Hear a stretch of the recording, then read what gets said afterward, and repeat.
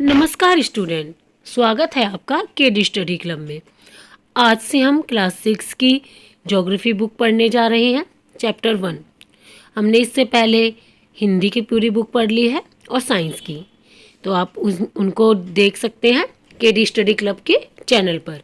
अब सौरमंडल में पृथ्वी, तो मतलब सौरमंडल में क्या क्या आता है। सौरमंडल में जितने भी ग्रह हैं, उपग्रह हैं, ये सब सौरमंडल के अंदर आते हैं। तो हम इसमें पृथ्वी के बारे में पढ़ेंगे कि सौरमंडल में जो पृथ्वी है उसके हम अध्ययन करेंगे।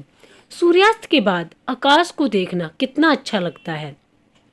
आसमान में पहले एक या दो चमकते बिंदु ही दिखते हैं, लेकिन बाद में इनकी संख्या बढ़ती जाती है। आप उनकी गणना नहीं कर सकते, मतलब गिनती नहीं कर सकते। संपूर्ण आकाश छोटी छोटी चमकदार वस्तुओं से भर जाता है, जिनमें से कुछ चमकीले होते हैं एवं कुछ धुंधले। ऐसा प्रतीत होता है मानो आकाश में हीरे जड़े हों। इनमें से कुछ टिमटिमाते प्रतीत होते हैं, लेकिन अगर आप उनको ध्यान से देखेंगे तो आप पाएंगे कि इनमें से कुछ की टिमटिमाहट अन्य से अलग है। ये बिना किसी टिमटिमाहट के चंद्रमा के समान चमकते हैं। इन चमकीली वस्तुओं के साथ आप लगभग प्रतिदिन चंद्रमा को भी देखते हैं। यह अलग अलग समय पर अलग आकार तथा अलग स्थितियों में दिखाई पड़ता है। आप पूर्ण चंद्र को लगभग एक महीने में एक बार देख सकते हैं। यह पूर्ण चंद्रमा वाली रात या पूर्णिमा होती है। जिस दिन हमें पूरा चांद दिखाई देता है उसको हम पूर्णिमा भी कहते हैं। 15 दिन के बाद आप इसे नहीं देख सकते। यह नए चंद्रमा की रात्रि या अमावस्या होती है। नए चंद्रमा की रात्रि इसलिए कहते हैं कि उस समय चांद बिल्कुल नहीं दिखता, तो वह अमावस्या हो जाती है। उस दिन से फिर नए चांद, मतलब चांद फिर थोड़ा थोड़ा करके दोबारा से दिखने लगता है, तो वो नए तरीके से फिर से दिखना शुरू होता है, इसलिए उसे नए चंद्रमा की रात्रि भी कहते हैं। ऐसी रात में अगर आसमान साफ है तो आप आसमान का अवलोकन अच्छी तरह से कर सकते हैं। क्या आपको इस बात पर आश्चर्य नहीं होता है कि हम दिन के समय चंद्रमा एवं इन सभी छोटी चमकीली वस्तुओं को क्यों नहीं देख पाते हैं? ऐसा इसलिए है क्योंकि सूर्य के अत्यधिक तेज प्रकाश के कारण रात के समय चमकने वाली वस्तुओं को हम दिन में नहीं देख पाते। ऐसा नहीं है कि ये दिन में दिखते नहीं है, ये दिन में भी दिखते हैं, परंतु सूर्य का प्रकाश इतनी तेज है कि हम उन्हें देख नहीं पाते। सूर्य, चंद्रमा तथा वे सभी वस्तुएं जो रात के समय आसमान में चमकती हैं खगोलीय पिंड कहलाती हैं। कुछ खगोलीय पिंड बड़े आकार वाले तथा गर्म होते हैं। ये गैसों से बने होते हैं।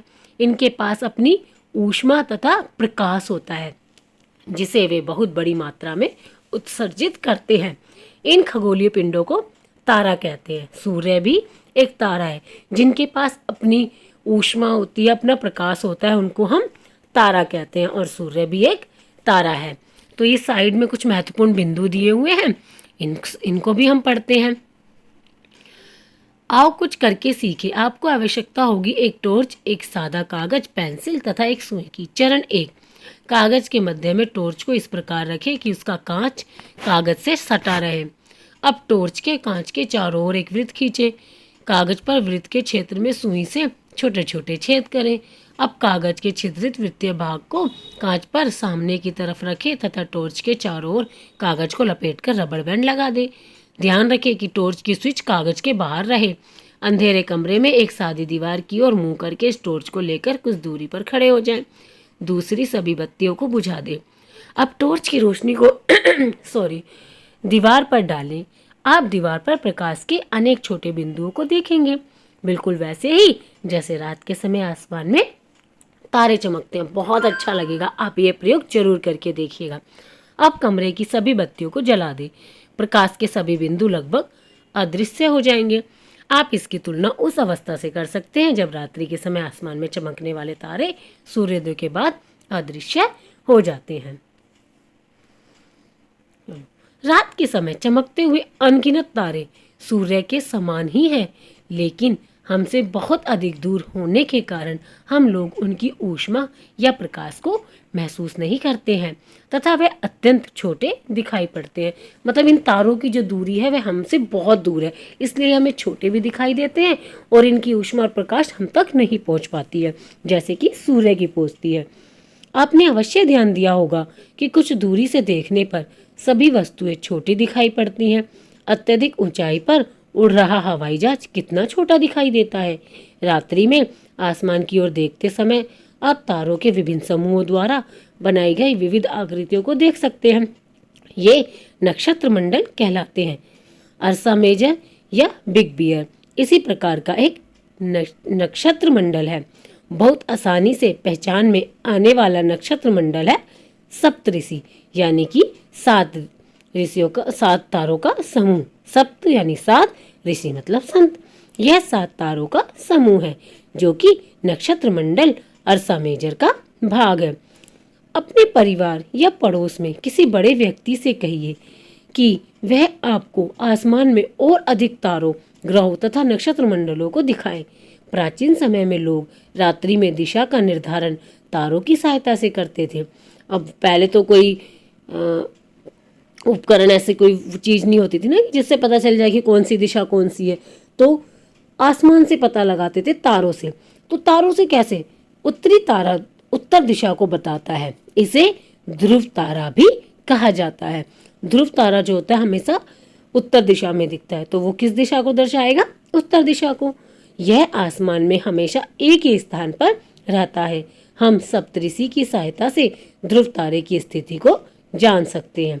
चित्र 1.1 में आप देखो ये लड़की देख रही है ना, तो ये जो सबसे ऊपर दिख रहा है ये ध्रुव तारा लिखा हुआ है ना, संकेतक तारे हैं।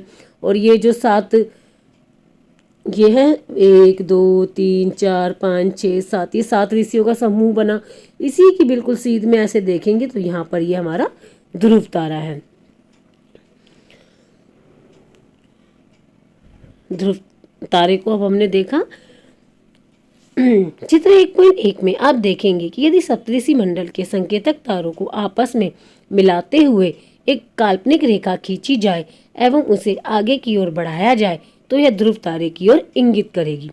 कुछ खगोलीय पिंडों में अपना प्रकाश एवं ऊष्मा नहीं होती है, वह तारों के प्रकाश से प्रकाशित होते हैं। ऐसे पिंड ग्रह कहलाते हैं। जिनमें अपनी ऊष्मा और अपना प्रकाश होता है वह तारे कहलाते हैं, और जिन्हों में अपनी ऊष्मा अपनी प्रकाश नहीं होते हैं उनको ग्रह कहते हैं। ग्रह जिसे अंग्रेजी में प्लैनेट कहते हैं, ग्रीक भाषा के प्लेनेटाई शब्द से बना है, जिसका अर्थ होता है परिभ्रमक, अर्थात चारों ओर घूमने वाले। क्योंकि ग्रह देखे ना, वो घूमते हैं किसके? सूर्य के चारों ओर। पृथ्वी जिस पर हम रहते हैं एक ग्रह है। यह अपना संपूर्ण प्रकाश एवं ऊष्मा सूर्य से प्राप्त करती है, जो पृथ्वी के सबसे नजदीक का तारा है। अब पूछे कि पृथ्वी का सबसे नजदीकी तारा कौन सा है, तो वह सूर्य है। पृथ्वी को बहुत अधिक दूरी से, जैसे चंद्रमा से देखने पर यह चंद्रमा की तरह चमकती हुई प्रतीत होगी। देखो ये आपको दिखा रखा है, ये सारे हमारे ग्रह हैं, इसके बारे में बताया गया है। तो जैसे पृथ्वी पे सबसे जो नज़दीक ग्रह होता है वो होता है बुध। देखो ये हमारा ये जो सूर्य है, सूर्य के सबसे नज़दीक पहले बुध है, फिर शुक्र है, फिर पृथ्वी है, फिर मंगल है, और फिर यह बृहस्पति है। बृहस्पति और मंगल ग्रह के बीच में क्षुद्र ग्रह पट्टियां दिखती हैं, ठीक है, छोटे छोटे छोटे छोटे छोटे छोटे छोटे से। और फिर ये हमारा लास्ट इधर शनि, और लास्ट में आता है हमारा यूरेनस और नेपच्यून, ठीक है। ये हमारे ग्रह हैं। अब आगे का हम नेक्स्ट पार्ट में पढ़ेंगे। धन्यवाद स्टूडेंट।